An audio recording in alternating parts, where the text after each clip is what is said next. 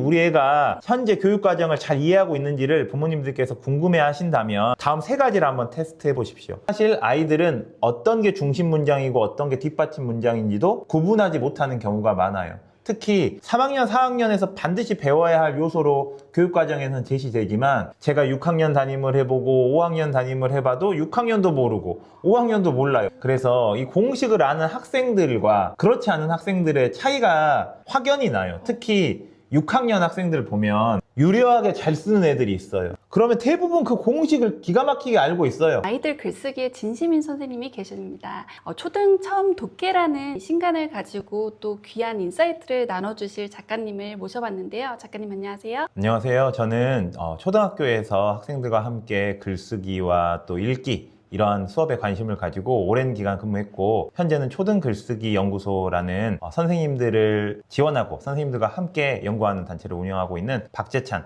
별명은 달리쌤이라고 합니다. 반갑습니다. 문학이랑 비문학 중에 비문학을 강조하시는 선생님들 제가 많이 뵀어요. 비문학을 초등 때 이렇게까지 좀 신경을 써야 되나 그런 궁금증도 들거든요. 근데 이게 초등 때 놓치면 나중에 좀 큰 차이가 나는지 궁금해요. 저는 이렇게 생각합니다. 초등학교 때 비문학을 놓치면 나중에는 공부를 안 하는 게 아니라 공부의 언어를 못 알아듣게 될 수도 있다라는 생각을 하거든요. 네. 저희들은 문학, 비문학 하니까 국어 공부다라고 생각하는 경향이 있는데 사실 비문학이라는 것은 모든 과목의 설명서라고 생각하시면 쉬울 것 같아요. 저학년 때 같은 경우는 몸을 움직이는 것 그리고 활동하는 것 이런 것들이 수업의 주된 내용이다 보니까 그냥 어느 정도 지나갑니다. 그런데 딱 10살이 되면은 기존에 없었던 사회 과학이라는 교과가 들어오면서 이 교과 안에서 1학년, 2학년 교과서와는 너무나 수준이 차이 나는 쭉 설명하는 글들이 나오게 된다는 거죠. 그래서 사회 개념 가뜩이나 이해 안 되는데 이거 줄글로 써져 있으니까 이게 무슨 말인지 이해하기 어렵고 과학 같은 경우는 원인과 결과로 내용들이 정리되어 있는데 이해하기 어려운 거죠. 수학도 문장제 문제들이 1학년, 2학년에 비해서는 훨씬 더 길어진단 말이죠. 그렇기 때문에 공부의 언어가 이 비문학이 기반이 된다라고 생각을 해서 단순히 국어의 문제가 아니라 전 교과를 아우르는 기본적인 근육이라고 생각하시면 될 것 같습니다. 글자는 읽는데 무슨 말인지 몰라 이렇게 하는 때가 많거든요. 그러면 작가님 이거는 어떤 독해력의 문제인지 아니면 이 아이가 이 문장을 이해할 수 있는 어떤 기본적인 배경 지식의 문제인지 궁금해요. 사실 둘 다일 수도 있어요. 그런데 제가 생각하는 결론은 독해력이 먼저인 경우가 많다라고 생각을 합니다. 물론 배경 지식도 중요하죠. 배경 지식이 있으면은 술술 읽힐 수 있겠죠. 그런데 이 구조를 몰라서 막히는 것 같아요. 예를 한번 들어보겠습니다. 이 글이 무엇을 설명하려고 하는 글인지 또는 어디가 원인이고 어디가 결과인지 그리고 이게 비교, 대조 방법 중에 어떤 것을 사용하고 있는지 결론이 어디 있고 중심 문장이 어디 있고 뒷받침 문장이 어디 있는지 이런 것들은 사실 독해력과 관련된 부분이거든요. 그렇다 보니까 이런 기본적인 이해하는 틀이 없다면 학생들이 읽어도 무슨 말인지 모르겠다라는 이야기가 되는 거죠. 근데 아까 전에 이제 틀이 중요하다고 말씀하셨는데 네. 비문학을 잘 할 수 있으려면 그 틀이라는 거는 좀 어떤 구조화된 것들이 있나요? 가장 대표적인 건 초등학교 3학년, 4학년에서 배우게 되는 문단 개념이 있어요. 근데 이 문단에는 중심 문장과 뒷받침 문장이 있는 건데 사실 아이들은 어떤 게 중심 문장이고 어떤 게 뒷받침 문장인지도 구분하지 못하는 경우가 많아요. 특히 3학년, 4학년에서 반드시 배워야 할 요소로 교육과정에서는 제시되지만 제가 6학년 담임을 해보고 5학년 담임을 해봐도 6학년도 모르고 5학년도 몰라요. 왜냐하면 그냥 읽고 넘어가 버리는 경우가 많기 때문이에요. 저희가 예전에 만화 보면 이쪽으로 엄마가 잔소리하면 이렇게 지나가서 이렇게 나오는 거 있잖아요. 눈으로 읽는데 그냥 이렇게 나가버리는 것 같다라는 생각을 했거든요. 그래서 딱 문단을 보면 이거 핵심이구나. 뒷부분은 그냥 예일 뿐이야 라고 생각을 하면서 이 구조를 읽는 연습을 해야 하는데 그런 것들의 연습이 부재하고 보통 아이들이 읽는다고 하면 대부분 학습 만화 많이 읽잖아요. 학습 만화에는 이런 구조가 있게 되는 게 아니라 스토리 형식으로 진행되죠. 쉽게 말하자면 약간 문학적인 요소가 학습 만화에 많이 있는데 그런 것들을 반복해서 읽는다고 해서 이렇게 구조화된 글을 읽는 경험치가 쌓이진 않거든요. 그래서 이 문단을 보고 이게 핵심이구나 라는 것들을 이해하는 연습 그게 어떤 비문학을 이해하는 기본적인 틀이라고 생각합니다. 제가 생각할 때 이 아이들 어릴 때는 문학 많이 읽히고 좀 비문학은 고학년 뭐 나중에 해도 된다는 생각을 했는데 네. 초등 처음 독해 이 책을 제가 보니까요 저학년에 포커싱이 된 그런 책이었어요. 그러면은 우리 작가님께서 생각하시는 초등 저학년 때 꼭 또 잡아줘야 되는 그런 부분들이 있는 걸까요? 부모님들이 생각했을 때 비문학 수능 시험 때 문학 비문학 네. 하니까 비문학 나중에 해도 되는 것 이야기하시는데 사실 비문학은 일상적인 글들이 거의 다 비문학이에요. 문학이 아닌 것들은 대부분 비문학이라는 것이죠. 그래서 학생들도 계속해서 연마할 필요가 있다라고 생각을 합니다. 그럼 작가님 계속 많이 읽기만 하면 네. 그 구조를 볼 수 있는 눈이 생기는 건가요? 그렇진 않아요. 특히 이 읽기와 관련된 학술지 연구에서 읽는 시간과 읽기 성취가 꼭 비례하지 않는다라는 연구들도 있거든요. 비문학을 잘할 수 있는 그 가정에서 부모님들이 할 수 있는 그런 좀 노하우 알려주시면 좋을 것 같아요. 네. 일단 첫 번째 노하우는 초등 처음 독해가 집에 있느냐. 네. 예. 네. 이제 제가 생각하는 걸 말씀드리자면 예전에 이제 독서 붐이 될 때 아이의 독서 잘하는 아이를 만들려면 어떻게 해야 하나요? 라고 하면서 막 다큐멘터리에서 네. 책이 일단 많으면 된다. 또는 거실을 도서관으로 만들어라. 너무 유행이었잖아요. 근데 물론 이런 환경을 조성하는 것도 필요한 부분이긴 합니다만 비문학은 문학과는 약간 결이 다른 게 이유, 원인이라는 게 반드시 존재한다라는 거예요. 그래서 비문학을 잘하는 아이의 집안에서는요 이유를 묻고 답하는 이야기들 그런 대화들이 많은 것 같아요. 왜 그렇게 생각했어? 아이가 생각할 수 있는 발문들을 부모님들이 많이 하시고 거기에 대해서 아이가 스스로 생각을 구성해 보는 것. 예를 들어 아이들과 함께 왕사남을 보고 왔어요. 네. 어땠어? 라고 보통 물어보잖아요. 네. 그러면 재밌었어 하고 끝이야. 네. 팝콘 맛있었어 뭐 이렇게 끝이잖아요. 네. 근데 그게 아니라 그 상황에서 왜 이런 일이 일어났을 것 같아? 라고 질문을 하면 왜라는 질문이 그간 내가 읽었던 것, 봤었던 것을 다시 한번 반추해 보게 만들고 그 과정에서 자기만의 생각을 갖는 것 이게 어찌 보면은 영화지만 문학적인 요소지만 원인과 결과를 생각해 보는 경험을 주는 거라고 생각을 하거든요. 그래서 일상에서 있었던 것, 아이들이 읽은 텍스트에 대해서 이유를 물어보는 것 그런 것들이 비문학을 잘하는 환경을 구성하는 아주 중요한 요소라고 생각합니다. 저는 이제 글쓰기를 지도하는 방법들을 굉장히 고민을 많이 했었는데 초등학교 교과서에서는 글쓰기를 매 단원 반복하진 않아요. 그러니까 1단원에서 뭐 주장하는 글쓰기를 했으면 본격적으로 글을 쓰는 건 2단원, 3단원에 나오는 게 아니라 한참 뒤에 나와요. 왜냐하면 국어과에서 지도해야 하는 영역들이 아주 구분되어 있거든요. 그래서 뭐 말하기도 가르쳐야 하고 매체 단원도 가르쳐야 하고 해야 되기 하니까 때문에. 그걸 계속 할 수가 없는 거죠. 네. 그렇다 보니까 현장에서 어떤 느낌이 드냐면 1단원은 열심히 썼어요. 잘 열심히 가르쳤어. 근데 4단원 할 때 되면 어떻게 다시. 했지? 이렇게 잊어버리게 된다라는 거죠. 그래서 비문학 할 때도 그리고 중심 문장 찾을 때도 그런 것들만 케이스로 해서 계속 문단 주고 중심문장 찾아보세요. 이런 식으로 연습을 해보는 것도 저는 어느 정도 필요하다고 생각을 하고 제가 글쓰기를 가르칠 때 6학년 학생들이 가장 쓰기 어려워하는 게 서론이에요. 사실 교과서에서 제시하는 문장 글의 서론은 다 쓰는 공식이 있거든요. 오. 그래서 그 공식을 딱 파악을 한 다음에 이렇게 요소들을 뽑아 보니까 대부분 다 문제 상황을 첫 번째 문장으로 제시하고 가장 마지막은 왜 그럴까? 라는 식으로 하면서 문제를 딱 도입하는 방식들이 있는 거예요. 그래서 아이들과 함께 서론 쓰기 집중 트레이닝을 할 때는 주제만 바꿔서 문제 상황 왜 그럴까? 계속 이거 반복해 보는 거예요. 그러면 몇 번만 해보면 다음에는 프레임에 넣는 것이 된다라는 거죠. 우리가 문학적인 글을 쓴 데는 재능이라는 게 굉장히 필요해요.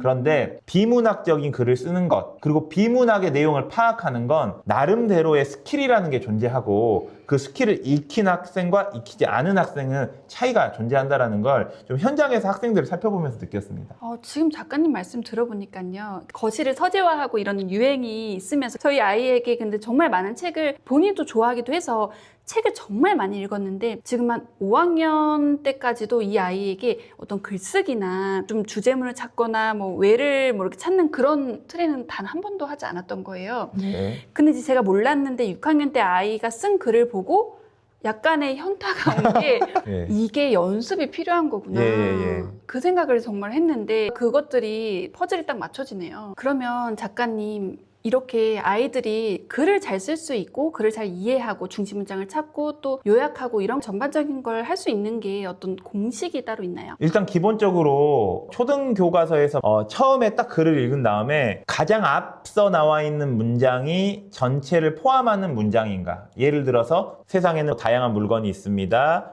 TV가 있습니다. 노트북이 있습니다. 이렇게 구성되는 글도 있잖아요. 그러면 이 글에서는 이게 핵심이다 라는 것들을 이해하고 넘어간다면 사실 뒷부분은 그렇게 중요한 내용이 아니고 핵심적인 내용을 물을 때도 예시를 묻진 않거든요. 그래서 중심 문장을 파악하는 것, 그리고 중심 문장이 들어있는 문단들이 여러 개가 글에 있을 텐데 이것들을 아우르는 전체적인 내용은 무엇인지, 그리고 이 글을 쓰게 됐던 이유는 무엇인지, 이런 것들을 생각해 보면서 문장 단위에서 중요한 핵심어를 찾고 문단 단위에서 중심 문장을 찾고 전체 글 전체 단위에서 핵심적인 내용을 뽑아보는 것, 이런 것들이 학생들이 조금 더 글을 잘 파악하는 방법이 아닐까 싶습니다. 읽기를 잘하는 것까진 좋은데요. 또 읽기를 잘한다고 해서 또 쓰기까지 잘 이어지나요? 쓰기에도 네. 나름대로의 공식이 있습니다.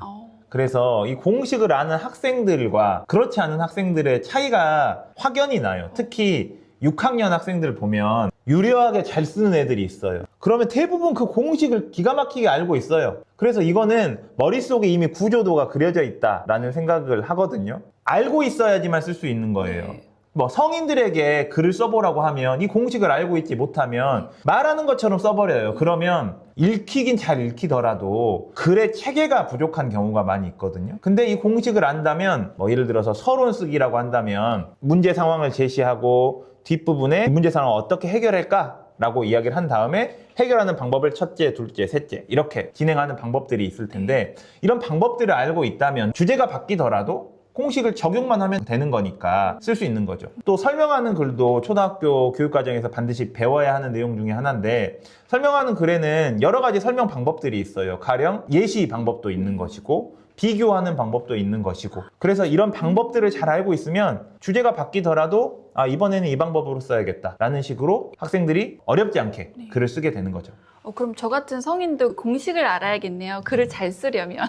이거는 사실 초등 글쓰기가 아니라 성인 글쓰기 강사님들도 다 이런 방법을 설명해 주세요. 그동안은 글쓰기 책을 굉장히 많이 쓰셨는데요. 초등 처음 독해는 어떠한 흐름으로 좀 구성이 됐고 작성을 하셨는지가 궁금해요. 사실 아이들은 질문을 했을 때부터 탐구하고 싶은 마음이 생기거든요.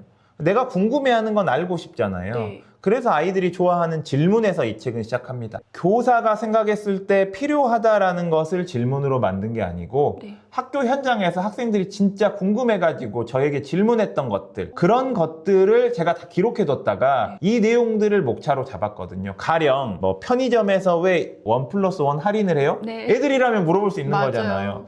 사람들은 왜 유튜브 쇼츠 이렇게 자주 보는 거예요? 또 요즘에는 실물로 주는 게 아니라 기프티콘으로 주는데 왜 줘요? 이렇게 물어보는 네, 거예요. 맞아요. 그런 질문들이 굉장히 많았거든요.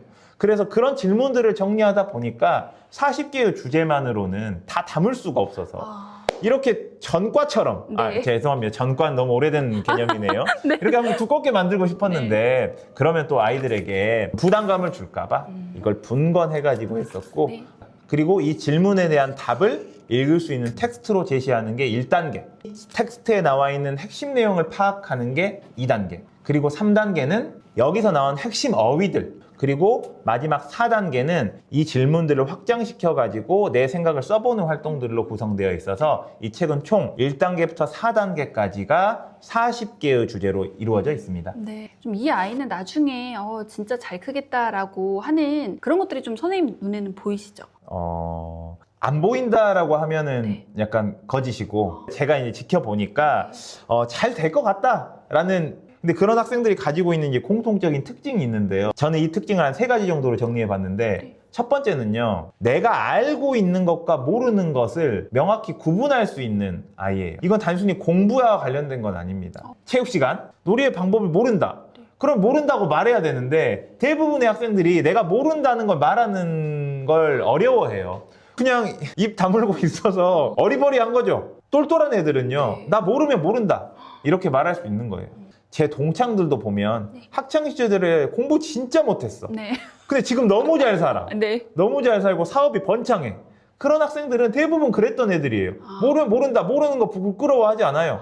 그래서 학업 성적은 낮았을지라도 네. 나중에 사회에 가면 사실 공부 중요하지만 공부 말고도 사회에 중요한 것들이 많잖아요. 모른다. 근데 말 못해. 그러면 안 되니까 그런 특징을 가지고 있었습니다. 두 번째 특징은요. 질문을 하는 아이예요. 모르면 질문해야 되거든요. 네. 근데 대부분이 모르면 그냥 흘러가요. 특히 이런 글을 읽으면 이해 안 되는 단어들이 있을 거 아니에요. 네. 있으면 물어본다라는 거죠. 가정에서 애들이 책 읽다가 네. 이거 무슨 말이에요? 라고 물어보는 것도 모르기 때문에 물어보는 거고 내가 그걸 알아야지 조금 더 쉽게 이해할 수 있기 때문에 도움을 요청하는 거예요. 그리고 세 번째는요. 이건 정말 드물어요. 드문데 있긴 있습니다. 틀린 뒤에 네. 다시 찾아보는 아이예요. 내가 몰랐던 것을 네. 다시 보는 거. 학습 수준이 높은 학생일수록 틀리잖아요? 그런 자존심 상해. 그래서 그냥 안 봐. 그냥 시험 못 봤어. 막 이렇게 넘어간다라는 거예요. 근데 진짜 잘 될 것 같은 아이는 아, 내가 뭐 틀렸다 라고 생각하고 반성적 사고를 딱 발휘해가지고 생각하면 나를 한번 성찰해 본 거잖아요. 더 잘 될 일만 남은 거죠. 실제로 초등학교 때 그런 성향을 보였던 학생들이 후일에 중학교, 고등학교 또 제가 가르쳤던 학생들이 대입 이후로 간 학생들도 있으니까 네. 다들 좋은 성과를 거뒀던 것 같습니다. 부모님들 입장에서 이 정도면 얘가 잘 하고 있는 건가? 그러니까 초등 때는 최소한 이 정도는 해야 된다고 생각하시는 기준이 있으신지 궁금해요. 학생들의 성향 그리고 학습 수준 이런 것들이 다 다르다 보니까 이 기준이라는 것을 잡기가 쉽지가 않아요. 왜냐하면 조금 더 느린 속도로 학습하는 학생들도 있고 어떤 학습 환경에 놓여 있느냐에 따라서 성취가 달라지는 학생도 있기 때문에 말씀드리기 조심스럽지만 그래도 나름대로의 제 생각을 이야기해보라고 한다면 저는 한 3가지 정도의 기준들을 이야기해보고 싶습니다. 우리 애가 현재 교육과정을 잘 이해하고 있는지를 부모님들께서 궁금해 하신다면 다음 3가지를 한번 테스트해 보십시오. 첫 번째는요. 어떤 걸 읽는 다음에 어떤 걸 본 다음에 자기 말로 설명할 수 있는가예요. 그래서 아이들이 뭐 학습 만화 많이 보니까 학습 만화 보고 있잖아요. 그러면 잠자기 전에 오늘은 어떤 내용 읽었어? 라고 물어보는 거예요. 너의 말로 설명해 보라고 하는 거죠. 그러면 제대로 봤으면 오늘 이런 이야기였다 라고 말하겠지만 제대로 안 봤다면 몰라 기억 안 나? 라고 기억 안 나 이렇게 이야기하는 거예요. 두 번째는요. 모르는 단어를 그냥 넘기지 않는가예요. 지금 문해력 문제, 어휘력 결핍 이런 것들이 계속 화두가 되는 이유는 모르면 알고 넘어가야 하는데 그냥 아는 척 넘어가 버리는 거죠. 그래서 3, 4학년 때까지는 버틸 수 있어요. 근데 5, 6학년 가면 어휘는 더 어려워지고 중학교 가면은 그 격차는 더 심화됩니다. 더 잘 아시겠지만 문해력 격차 심화는 어휘력 격차와도 연결되어 있고 이 어휘력의 결핍은요. 이 갭이 계속 커지는 거예요. 그러니까 처음에 모르는 게 있으면은 어느 정도 알고 넘어가야 되는 건데 나중에 알게 되겠지? 네. 넘어가면 이렇게 벌어질 수 있습니다. 세 번째는요. 마음가짐에 대한 이야기입니다. 과제 집착력이라고 하죠. 조금 어려워도 끝까지 해보려는 마음을 가지는 것 이게 중요한데요. 저는 다른 어느 때보다 초등학교 시기가 이 능력을 함양하는데 아주 중요한 결정적 시기라는 생각을 합니다. 완성되어 있는 실력을 보여주는 게 초등 시기가 아니거든요. 그래서 앞으로 학습을 할 수 있는 체력과 태도 그리고 마인드셋을 기르는 시기라고 생각해요. 특히 앞으로 미래에는 어떤 걸 배워야 할지 모른다고 하잖아요. 대학 입시가 모든 것을 책임져 주지 않은 시기가 될 수 있다고 하는데 그렇다고 하면은 나중에 내가 만나게 되는 것에서 어려운 것 모르는 것을 만나더라도 포기하지 않고 끝까지 해봐야 되거든요. 근데 우리 아이가 진짜 잘하고 있는지를 보시려면 어려운 과제를 만났을 때 어디까지 견뎌내면서 할 수 있느냐 이걸 좀 살펴보시면은 현주소를 좀 확인해 보실 수도 있습니다. 말씀 들으면서 생각해 보니까 아이가 이렇게 깊이 생각해 보려고 하기보다는 어려움이 있으면 바로 물어보거든요. 예. 요즘 초등학교 아이들이 좀 대부분 좀 그런가요? 이제 바로 물어보잖아요. 네. 이 문제는 저희 집에서도 똑같이 일어납니다. 제 아들이 네. 바로 물어봐요. 그럴 때 어떻게 그러면- 하시나요? 저 정말- 그렇죠. 궁금하시죠? 네. 저랑 아내랑 관점이 다른 거예요. 아내는 물어보면 바로 말해줘요. 근데 저는 네. 좀처럼 답을 말해주지 않는 이미지가 구축돼 있습니다. 학교에서 학생들을 가르칠 때도 네. 좀처럼 대답을 해주지 않는 선생님이었어요. 물어봐요? 그럼 저는 다른 거 반문해버려. 다시 물어봐버려요. 그래서 대답을 말 안 해줍니다. 특히 이거 방법 모르겠어 라고 네. 물어봐요. 저는 방법을 바로 설명해주지 않아요. 그러면 지금까지 어떻게 풀었는지 설명해봐. 수학을 예를 들자면요. 그래서 어디가 부족한지를 제가 한번 살펴보고 어디가 부족했는지를 보여주는 거죠. 물어보더라도 바로 대답하지 않는다. 또는 은근히 간다. 그래서 질문으로 온다, 네. 답이 나간다. 아니라 퀘스천 온다, 퀘스천. 생각할 수 있는 계기를 줄 필요가 있습니다. 많이 받으시는 질문일 것 같은데요. 저도 마음이 매번 바뀌어요. 우리 작가님께서 보실 때 그러니까 선행이 도움이 되는 경우랑 뭐 독이 되는 경우 그런 다른 차이점이 있을까요? 선행을 무조건 좋다, 나쁘다로 보기는 어려운 점이 있습니다. 이제 그럼에도 불구하고 현재 공교육에서는 선행학습 금지법이 네. 있어서 공교육 체계 안에서 앞선 내용을 가르치진 않는 것을 원칙으로 하고 있거든요. 그러면 먼저 공부하면 안 되냐? 알아서 공부하는 것은 허용하고 있습니다. 제가 6학년 담임을 했을 때 저희 반에서 가장 우수한 학생이었어요.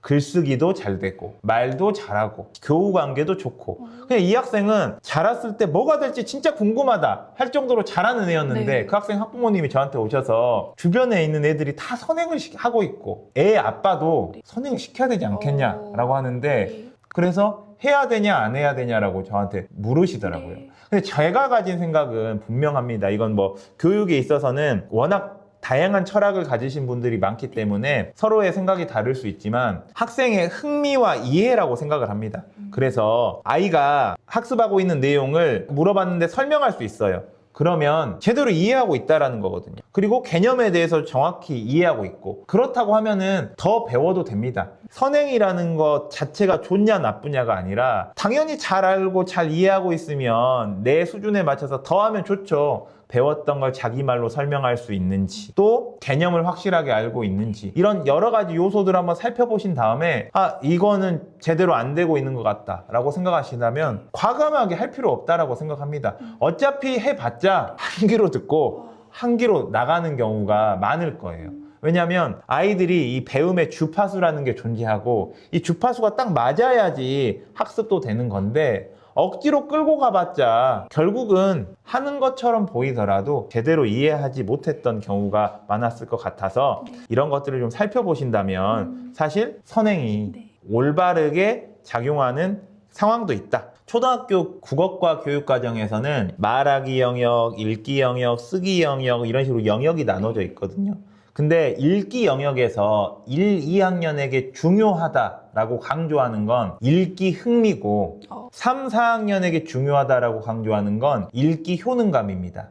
효능감이라는 뜻은 잘할 수 있다라고 생각하는 자신감이라고 이해하시면 조금 더 쉬우실 거예요. 그래서 1학년부터 4학년 때까지 읽고 싶어 한다. 그리고 나 읽기는 자신감이 있어. 나 잘 읽어. 라는 마음을 갖게 만드는 게 아주 중요하기 때문에 이러한 마음들이 있다면 고학년이 가서도 훨씬 더 도움이 되거든요. 그래서 아이가 읽고 싶어 하는 책을 자유롭게 읽게 하는 분위기, 그래서 읽는 것에 흥미를 느끼게 해주는 것, 그리고 자신감을 느끼게 해주는 것이 제가 하고 있는 방법이기도 하고 권해드리고 싶은 방법입니다. 학부모님들 사이에서 많이 이야기되는 게 뭐 국어는 집을 팔아도 안 된다. 네. 그런 이야기가 있잖아요. 네. 근데 사실 수능 볼 시점에 언어 영역을 잘하려고 하면은 뭐 10년 이상 누적되어 온 읽기에 대한 경험치가 있는데 이걸 단기간에 인풋을 많이 한다고 해서 되긴 어렵잖아요. 네. 꾸준히 읽는 것들이 강조되고 내 몸으로 익혀졌을 때 잘 되는 것이기 때문에 아이가 읽고 싶은 책이 무엇인지 알아보는 것, 그 다음에 읽어야 될 책들에 관심을 갖는 것, 이런 것들이 좀 중요하다라고 생각합니다. 아이들에게 정말 중요한 능력 그리고 함양했으면 하는 기술이 질문하는 능력이라고 생각을 하거든요. 그래서 이 책의 목차를 질문으로 뽑은 것도 있고 사실 질문으로 시작해서 텍스트를 읽고 중심 문장, 중심 내용을 파악하고 핵심 어휘를 익히고 글쓰기 해본 다음에 다시 이런 경험들을 바탕으로 궁금한 질문이 생기는 거예요. 그래서 질문으로 시작해서 질문을 하게 만들어주는 게 이 책이 됐으면 하는 바람으로 이 책을 쓰게 됐었거든요. 그래서 학생들에게 필요한 것도 저는 무엇인가를 궁금해하면서 떠올리는 질문이라고 생각을 해요. 왜냐하면 초, 중, 고등학교 과정에서는 가르쳐야 하는 내용, 그러니까 교육과정이라는 게 분명히 존재해요. 그런데 학교를 졸업하고 사회로 나가게 되면요, 누군가가 가르쳐 주지 않아요. 결국은 내가 궁금해하는 것, 나에게 필요한 것이 무엇인가를 발견하고 거기서 질문을 만든 다음에 그 질문에 대한 답을 찾아가는 게 삶이라는 생각이 들거든요. 네. 그 과정에서 당연히 읽고 쓰는 능력은 필요하죠. 어떤 인간의 사고력을 측정하는 방식은 인공지능 시대가 되더라도 크게 변하지 않아요. 항상 질문하고 이런 것들을 찾아보고 이러한 호기심을 유지하는 게 아이들에게 정말 필요한 것이고, 어떠한 직업을 갖더라도 내 삶을 조금 더 의미 있게 살아가고 사회적으로도 더 성장하고 성공하는 데도 중요한 요소라고 생각합니다. 작가님 오늘 귀한 인사이트 나눠주셔서 정말 감사드립니다. 네, 감사합니다.